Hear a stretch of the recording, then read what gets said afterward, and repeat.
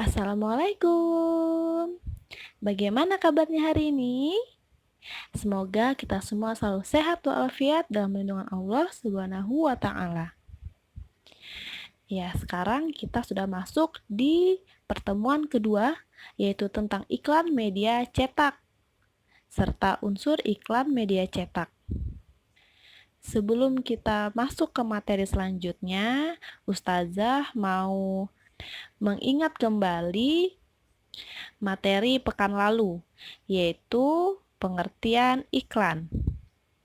Iklan merupakan pesan yang berisi informasi tentang suatu barang atau jasa yang dibuat seseorang atau perusahaan untuk menarik perhatian tentang membujuk masyarakat yang melihatnya agar tertarik pada barang atau jasa yang ditawarkan. Jika dilihat dari medianya, iklan terbagi menjadi iklan media cetak dan iklan media elektronik. Pekan lalu kita sudah belajar tentang iklan media elektronik. Media elektronik biasa kita jumpai di televisi, radio, dan situs-situs internet. Kalau iklan media cetak biasanya dapat dijumpai di surat kabar dan majalah. Iklan media cetak terdiri atas iklan baris dan iklan kolom.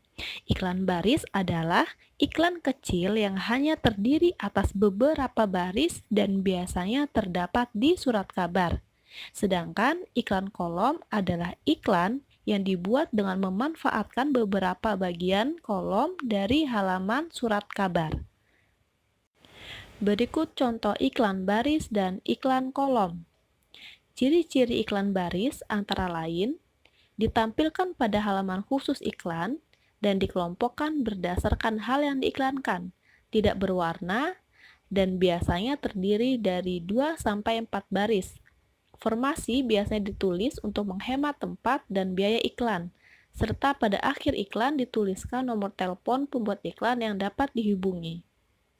Sedangkan ciri-ciri iklan kolom diantaranya ditulis secara singkat, dan pada beberapa iklan disertai ilustrasi gambar atau foto produk atau jasa yang ditawarkan, serta berukuran lebih besar dari iklan baris.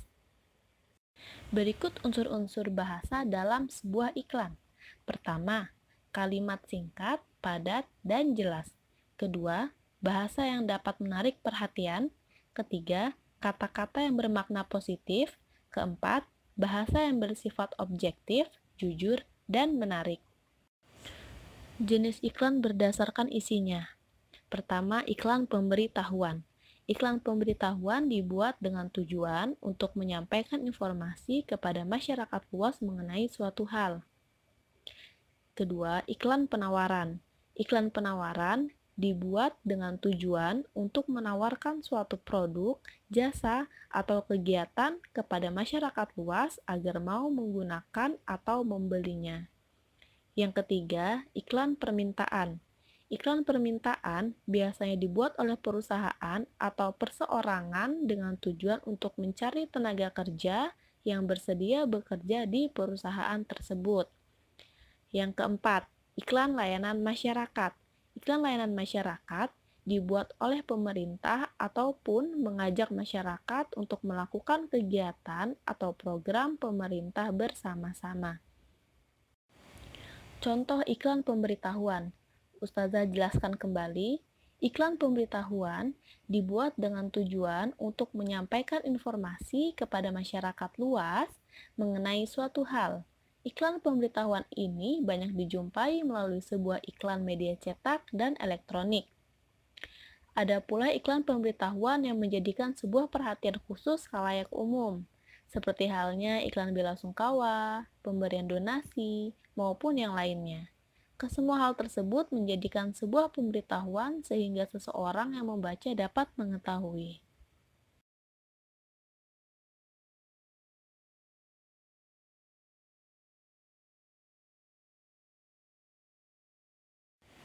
Contoh iklan penawaran.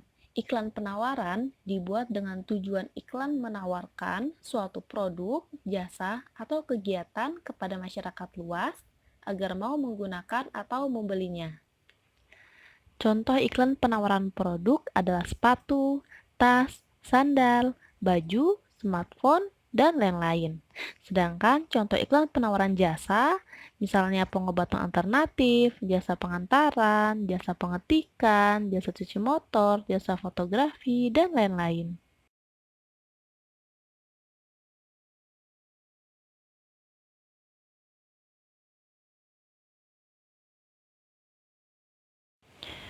Contoh iklan permintaan.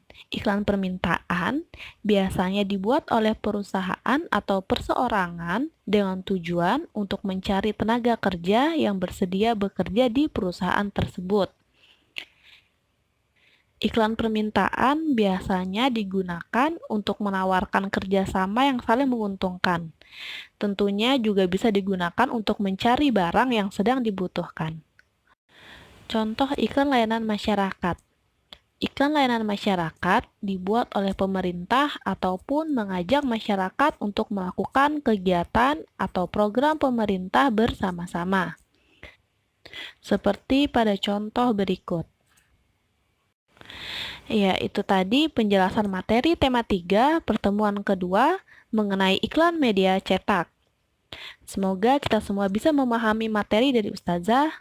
Selanjutnya bisa dikerjakan tugas yang Ustazah berikan, yaitu tugas yang ketiga.